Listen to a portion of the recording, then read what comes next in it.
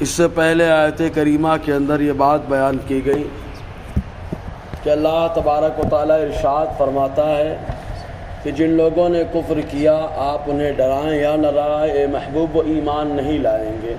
ایمان نہ لانے کی وجہ کیا ہے؟ خود آج کی آیت کریمہ میں اللہ تعالیٰ بیان فرماتا ہے کیونکہ ان کے دلوں پر، ان کی سماعتوں پر مہر لگا دی گئی اور ان کی آنکھوں پر پردہ ہے۔ مطلب یہ اس انداز میں سمجھیں کہ اللہ تبارک و تعالیٰ نے انسان کو دو چیزوں سے بنایا، ایک کا نام جسم ہے اور ایک کا نام روح ہے۔ اگر جسم کے لیے کچھ چیزیں ایسی ہوتی ہیں کہ ان کا استعمال کریں تو جسم طاقتور ہوتا ہے، مضبوط رہتا ہے، محفوظ رہتا ہے، لیکن کچھ چیزیں ایسی ہیں کہ ان کا استعمال کیا جائے تو جس سے آدمی کے جسم کے جو معاملات ہیں کمزور ہو جاتے ہیں، صحت خراب ہو جاتی ہے، کنٹینیو گرنا شروع ہو جاتی ہے۔ تو ایک وہ وقت آتا ہے کہ انسان کے بدن کے اعضاء وہ کام کرنا جو ہے بند کر دیتے ہیں تو انسان ایک دم مجبور محض ہو جاتا ہے، معذور ہو جاتا ہے۔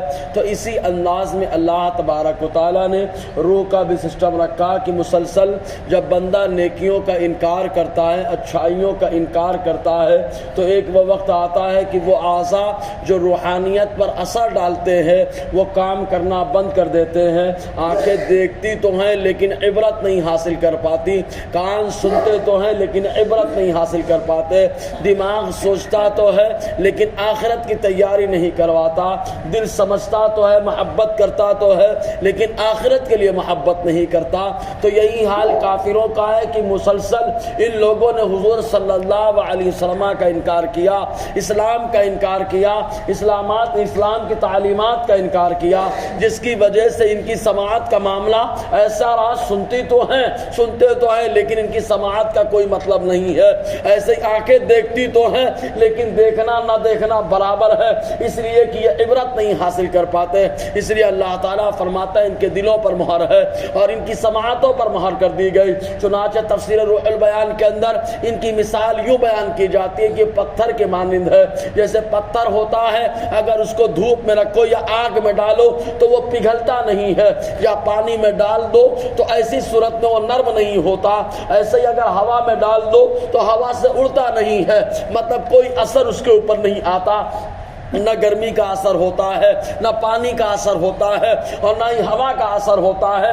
ایسے ہی وہ لوگ جو ایمان سے دور ہو گئے اصلی بدبخت ہے، تو ایسی صورت میں ان کی مثال اسی پتھر کی طرح ہے کہ کتنا بھی ان کو ڈرایا جائے آخرت کے لیے کوئی تیاری نہیں ہے اور کوئی بھی ایمان لانے کی تیاری نہیں۔ تو اللہ تعالیٰ فرماتا ہے ان کے دلوں پر مہر کر دی گئی۔ رب فرماتا ہے ختم اللہ علی قلوبہم، اللہ نے ان کے دلوں پر مہر کر دیا۔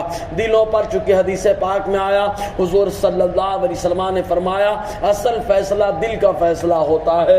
اسی لیے آقا نے فرمایا بدن میں انسان کے گوشت کا لوتھڑا ہے، اگر وہ لوتھڑا سلامت رہا تو پورا بدن سلامت رہتا ہے۔ صحابہ کرام نے پوچھا وہ کون سا حصہ ہے؟ تو حضور نے فرمایا وہ دل ہے، اگر وہ سلامت ہے، بدن سلامت ہے، وہ بگڑ گیا پورا وجود خراب ہو گیا۔ ایسے ہی اللہ تبارک و تعالیٰ فرماتا ہے ان کے دلوں پر مہر کر دی گئی کہ جیسے جس انداز میں کوئی بات جو ہے سیل پیک کر دی جاتی ہے، کہا گورنمنٹ کی طرف سے مہر لگا دی گئی تو اب اس کے بعد جو باتیں سب باہر کی ہوتی ہیں، تو اللہ تبارک و تعالیٰ نے دل پر مہر لگا دی، اب کوئی بات ان کے دل پر اثر نہیں کرتی ہے جس کی وجہ سے وہ سدھار پیدا کرے۔ اسی لیے دل کا کلیئر ہونا بڑا ضروری ہے، دل صاف ہوتا ہے آدمی کا نظام صاف ہوتا ہے۔ تو اللہ تعالیٰ فرماتا ہے ان کے دلوں پر مہر ہے، وعلی سمعہم، اور ان کی سماعت پر مہر ہے، یعنی کانوں پر مہر کر دی گئی، بات سنتے تو ہے لیکن اثر نہیں کرتی ہے۔ وعلی ابصارہم غشاوہ، اور ان کے آنکھوں پر پردے ہیں، آنکھیں دیکھتی تو ہے لیکن عبرت نہیں حاصل کر پاتی۔ دنیا میں زلزلوں کا احساس تو ہوتا ہے لیکن انسان توبہ کرنے کے لیے تیار نہیں ہے۔ جو بھی معاملات اللہ کے عذابات دکھائی دیتے ہیں پھر بھی انسان عبرت حاصل کرنے کے لیے تیار نہیں۔ تو اللہ تعالیٰ نے ان کے کے دلوں پر پردہ ڈال دیا۔ وَلَهُمْ عَذَابٌ عَظِيمٌ، اور ان کے لیے آخرت میں بڑا عذاب ہے، بڑا سخت عذاب انہی کے تعلق سے ہوگا کہ ہمیشہ ہمیش کے لیے جہنم کے ایندھن بن جائیں گے، اور جب جہنم میں جائیں گے تو کبھی نکلنے کا کوئی معاملہ نہیں ہوگا۔ چنانچہ جب آدمی حق کا انکار کرتا ہے، سچ کا انکار کرتا ہے، تو اس کے سامنے تین باتیں ہوتی ہیں، یا تو وہ لالچ کرتا ہے، یا تو وہ حسد کرتا ہے، اور یا تو وہ بندہ گھمنڈ کرتا ہے۔ لالچ کی وجہ سے آدمی انکار کرتا ہے، اور یا حسد کی وجہ سے، جیسے ابلیس نے لالچ بھی کیا، حسد بھی کیا۔ آدم علیہ السلام سے حسد کیا کہ ان کو اتنا بڑا مرتبہ دے دیا گیا، لالچ یہ کیا کہ ان کا مرتبہ نہیں ملنا چاہیے تھا، مجھے ملنا چاہیے تھا، اور ساتھ میں اس نے گھمنڈ بھی کیا، غرور کیا، میں آگ سے پیدا، آگ کا کام اوپر جانا ہے اور مٹی کا کام نیچے آنا ہے۔ تو آدمی جب حق کا انکار کرتا ہے، یا تو لالچ چھپی ہوتی ہے، یا حسد اس کے اندر ہوتا ہے، اور یا تو گھمنڈ اس کے اندر ہوتا ہے۔ چنانچہ ایک روایت علامہ اسماعیل حقی علیہ رحمۃ الرضوان نے روح البیان کے اندر لکھی، وہ ارشاد فرماتے ہیں، بنی اسرائیل میں ایک بڑا شخص تھا، بادشاہ تھا۔ چنانچہ اس نے اپنے وزیروں کے سامنے، رعایا کے سامنے بات رکھی کہ میں اتنے بڑے مرتبے پر، لیکن میرے دل کو لذت نہیں ملتی، سکون نہیں ملتا۔ تو ان لوگوں نے کہا علماء کی جماعت اپنے ساتھ رکھو، وہ رہنمائی تمہاری کریں گے۔ اس نے علماء کو بلایا، اور علماء نے کہا تم شریعت کے مطابق زندگی گزارو، اگر شریعت کے مطابق زندگی گزرے گی تب ایسی صورت میں تم کو سکون بھی ملے گا، زندگی میں لذت بھی محسوس ہوگی۔ چنانچہ اس نے کہا اگر میں شریعت کے موافق چلوں تو تم لوگ میرے سپورٹ میں رہنا، اور اگر شریعت کے خلاف چلا جاؤں تو تم لوگ پھٹکارنا، مجھے زجر کرنا، توبیخ کرنا۔ چنانچہ یہ سلسلہ چلتا رہا۔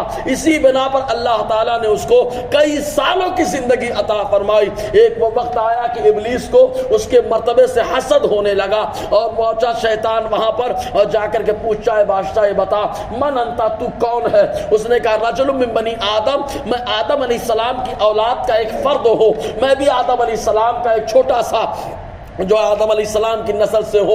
اس نے کہا یہ معاملہ نہیں ہے، اگر یہ معاملہ ہوتا تو اتنے سال کی تو زندگی نہیں پاتا، تو نے اتنے سال زندگی پائی اور لمبی عمر پائی۔ معاملہ یہ ہے اگر آدم کی اولاد ہوتا تو موت کی آغوش میں چلا جاتا، تو آدم کی اولاد نہیں ہے بلکہ تو خود خدا ہے، معبود ہے معاذ اللہ۔ اس نے لالچ کی کہ شیطان نے لالچ کی آگ ڈالی کہ خدائی کا دعویٰ کر دے، لوگ تیری پوجا کرنے لگیں گے، لوگ تجھے بہت ماننے لگیں گے۔ اس کے اندر لالچ آ گئی، اور اس کے بعد حسد محسوس ہونے لگا کہ کیا ضرورت ہے میرے ہوتے ہوئے دوسرے کی عبادت کرنے کی، اور اس کے بعد انا بھی آ گیا۔ تب ایسی صورت میں اس نے اپنی رعایا کو جمع کیا، اور جمع کرنے کے بعد اعلان کر دیا اگر میں آدم علیہ السلام کی اولاد ہوتا تو کب کا مر چکا ہوتا، میرا نہ مرنا اس بات کی دلیل ہے کہ میں معبود ہوں معاذ اللہ، میں خدا ہوں معاذ اللہ۔ اس نے یہ دعویٰ کر دیا۔ اللہ تعالیٰ نے وقت کے نبی کو سمجھانے کے لیے بھیجا، نہیں سمجھا، تب اللہ تعالیٰ نے ایک بادشاہ کو مسلط کیا جس کو بخت نصر کہا جاتا ہے۔ اس نے اینٹ سے اینٹ بچا کر کے رکھ دی اور تباہ و برباد کر دیا۔ لالچ کی وجہ سے برباد ہوا، حسد کی وجہ سے برباد ہوا، گھمنڈ کی وجہ سے برباد ہوا۔ تو مکہ کے باشندوں کے اندر لالچ یہ تھی کہ ان کی حکومت ختم ہو، ان کی جگہ ہمیں لوگ ماننا شروع کر دے۔ حسد مصطفیٰ جان رحمت سے کیا، گھمنڈ کیا، اسلام کو نہیں مانا۔ تب اللہ تعالیٰ فرماتا ہے ان کے لیے دردناک عذاب آخرت میں تیار کیا گیا۔ آگے گفتگو رہے گی۔ اللہ تعالیٰ ہم سب کو فیضان قرآن، برکات قرآن سے مالا مال فرمائے۔